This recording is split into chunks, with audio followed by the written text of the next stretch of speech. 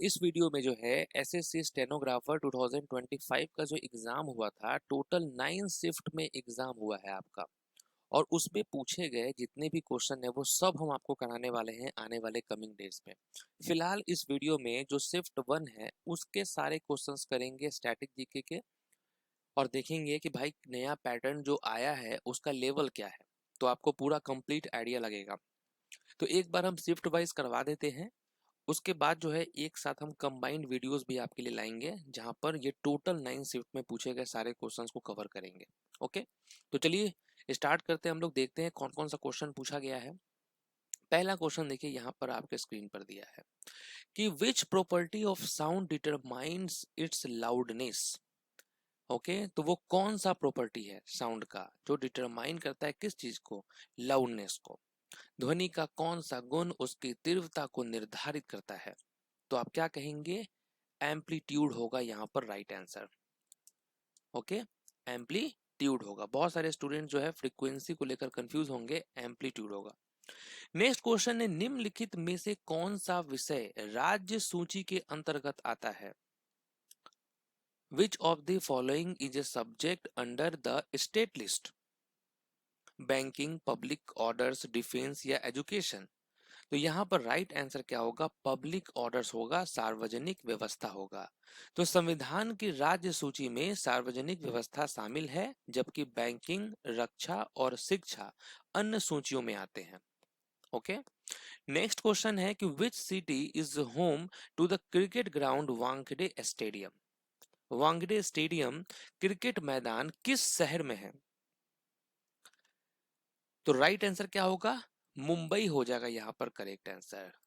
तो 2011 का जो वर्ल्ड कप हुआ था जिसमें लास्ट बॉल पर धोनी ने छक्का मारा था, वो इसी ग्राउंड पे तो था, तो वानखेड़े स्टेडियम में। नेक्स्ट है भारत का उपराष्ट्रपति सरकार की किस शाखा का हिस्सा है। The vice president of India is the part of which branch of the government. Legislative only, executive only, judicial only, both executive and legislative. तो आप कहेंगे both executive and legislative.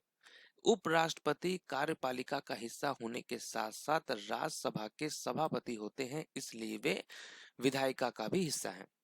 Next question है कि which of the following is the specific port facility with in Chabahar port that India is primarily developing and operating. तो Chabahar बंदरगाह के अंतर्गत कौन सी विशिष्ट बंदरगाह सुविधा है जिसे भारत मुख्य रूप से विकसित और संचालित कर रहा है। तो राइट आंसर क्या होगा, शहीद बेहेश्ती पोर्ट होगा यहाँ पर करेक्ट आंसर।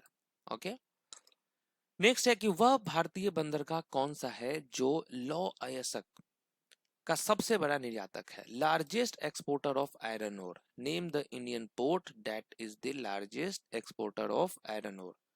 तो राइट आंसर क्या होगा, मर्मुगांव पोर्ट होगा यहाँ पर correct answer.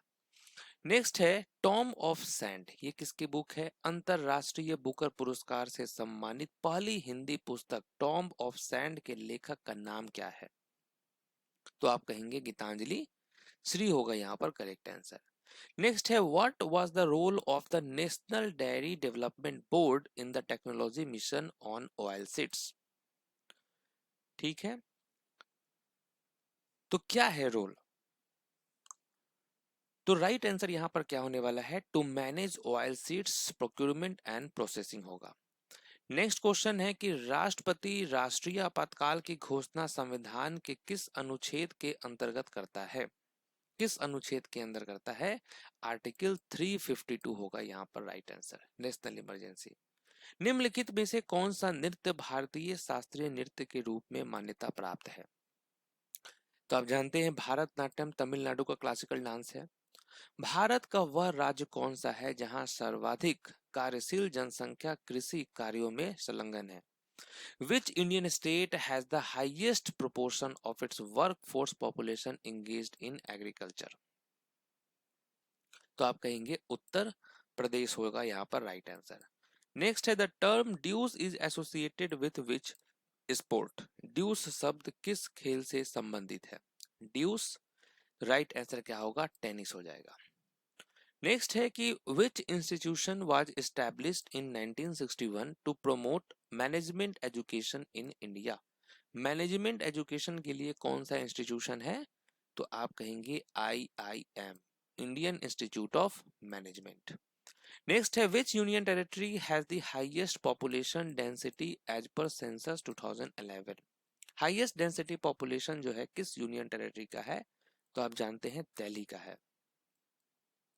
Which schedule of the Constitution contains provision for the disqualification of legislators under anti-defection law? Okay. कौन सी अनुसूची विधायकों को दल बदल कानून के तहत अयोग्य ठहराने के प्रावधानों को शामिल करती है? तो आप कहेंगे 10वीं अनुसूची, 10th शेड्यूल होगा right answer. What is the scientific term for white blood cell? White blood cell का साइंटिफिक टर्म क्या है? तो आप कहेंगे ल्यूकोसाइट्स होगा यहाँ पर करेक्ट आंसर। नेक्स्ट है which force governs the motion of planets, stars and galaxies?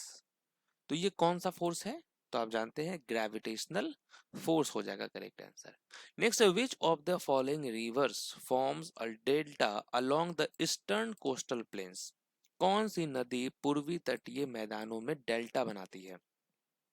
वो है आपका गोदावरी होगा यहाँ पर राइट आंसर। नेक्स्ट है which of this river does not originate in the peninsular प्लेटू of India? ठीक है, कौन सी नदी भारत में प्रायद्वीपीय पठार से उद्गम नहीं लेती है?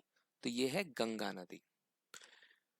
विच Rajput ruler defeated Mohammad Ghori in the first battle of Tarain? First battle of Tarain जो कि कब हुआ था? 1191 में। और किसको हराया गया था? आप कहेंगे पृथ्वीराज चौहान होगा राइट आंसर।